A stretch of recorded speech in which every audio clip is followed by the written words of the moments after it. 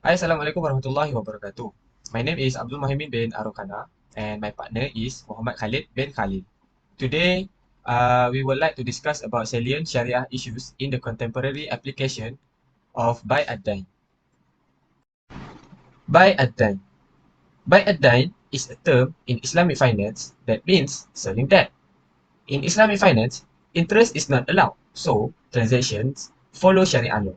In a debt sale, a lender sells what's owed to them to someone else.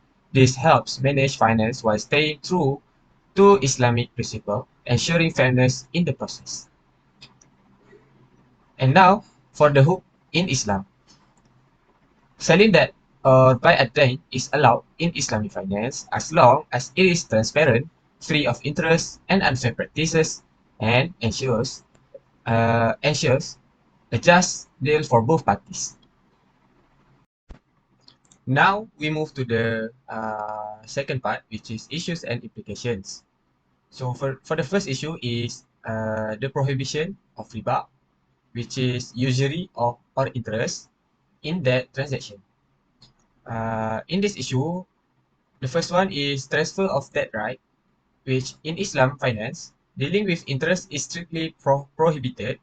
To address this, the concept of buy at dayn allows the seller to transfer their debt rights to a third party. This means that the original creditor can sell the right to collect the old amount to someone else. The second one is the agreement between seller and buyer. For this transaction to be valid and Sharia compliant, there must be a clear agreement between the seller and the buyer.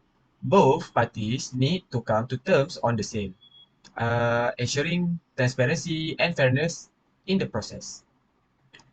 As for implication, the prohibition of riba in Islamic finance is maintained by allowing the transfer of debt by transferring by by transfer by allowing the transfer of debt rights, but with a crucial limitation. The transaction becomes impermissible when a third party is introduced into the process. In other words, selling debt in Islamic finance is only considered prohibited if there is involvement from an external entity beyond the original creditor and the new buyer.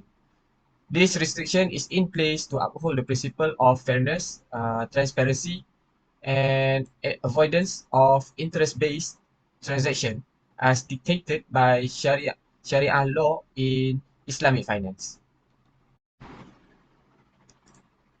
Now we move to the next issue, which is sale of debt with deferred price to a third party. As for the first one is sale of debt with deferred price. In certain Islamic finance scenario, the sale of debt involves a deferred price when transferring the debt to a third party. This means that the payment for the debt is not immediate, but is agreed upon to be paid at a later date. Next, debt trading at agreed price. The sale of debt with a deferred price allows debt to be traded between parties at a mutual agreed upon price. This practice aims to promote fairness and transparency in financial transaction without resorting to interest-based dealings. As for the implication of the sale of debt with a deferred price to a third party result in three different opinions from jurists within the Islamic finance community. For the first opinion, it is permissible, which is halal. Some jurists may view the sale of debt with a deferred price as permissible, as long as the agreement is transparent, fair, and adheres to Islamic finance principles. This perspective sees the deferred pricing mechanism as a legitimate way to facilitate transaction without involving interest. For the second opinion, which conditionally permissible, which is macro, other jurists might consider the practice conditionally permissible, introducing certain condition or restriction to ensure that the deferred pricing does not lead to exploitative practices. This perspective acknowledges potential concerns and recommend caution. And for the last opinion, it is impermissible, which is haram. There may be jurists who deem the sale of that with a deferred price as impermissible, expressing concern that such transaction could mimic interest-based dealing or lead to unjust practices. This perspective prioritizes strict interpretations of Sharia law regarding financial transactions. Moving to the next slide about application by ad-dayn, which is Bill of Receipt ABI. Function as bill of exchange issued by commercial bank and paid in the future to securitize business loan. ABI is divided into two, which is ABI purchase Murabahah contract and ABI sale, which is by ad-dayn contract.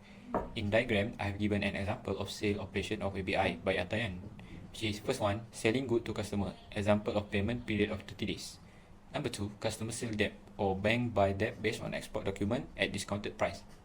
Number three, buyer make the payment at the full invoice price on the maturity date. And the last one, the buyer make full payment to the bank. For the conclusion, the buy ad-dayn contract should be recognized for its contribution to Islamic economic, particularly Islamic banking and finance.